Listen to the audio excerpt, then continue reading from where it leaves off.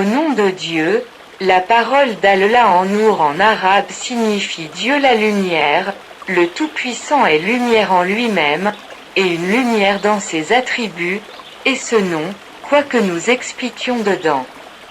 Nous ne le réaliserons pas. L'étendue décrite par les rapatriés de la mort dans les expériences de mort imminente sur YouTube et ce sont eux qui sont tombés dans le coma et sont morts de mort temporaire et Dieu les a ramenés dans notre monde une fois d'autres. Ils n'ont pas vu Dieu Tout-Puissant, mais tous d'entre eux ont parlé de la lumière dans l'univers supérieur et la plupart d'entre eux ont vu des manifestations de félicité et d'enfer. Et parmi eux se trouvaient des athées qui sont revenus pour confirmer l'existence du Seigneur Dieu, et ils sont devenus ascétiques dans le monde et ont rempli le monde de bonté. Et certains d'entre eux ont fait don de la plupart de ces richesses aux pauvres et aux sociétés de bienfaisance. Tous ces événements passionnants confirment avec certitude sans aucun doute la survenance de l'incident d'Israël et des mirailles survenus au prophète Muhammad.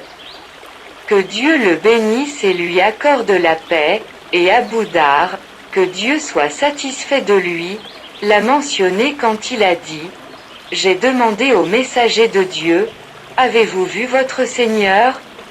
Il a dit « J'ai vu une lumière, Saï, Muslim, et dans la langue, la lumière est la lumière, mais dans son sens large est la chose claire qui est la gloire même. Et cela signifie aussi la lumière de la connaissance et de la direction, mais il y a une question. Si nous regardons la lumière que nous voyons avec les yeux, est-il permis de dire que c'est Dieu?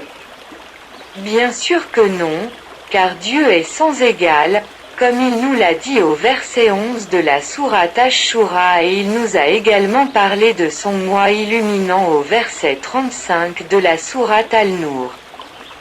Donc le Tout-Puissant n'est pas une lumière comme celle que nous voyons, mais il a mentionné que pour simuler quelque chose qui convient au stock de l'esprit humain à partir du mental image.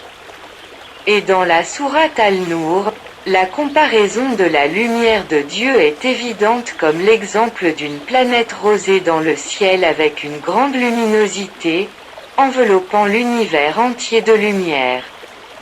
Au-dessus de la lumière et au-dessus d'une lumière, alors cette sourate prend-nous à la lumière de ses qualités, qui se résume par sa majesté en un mot, qui est « guidage », et sa majesté dit.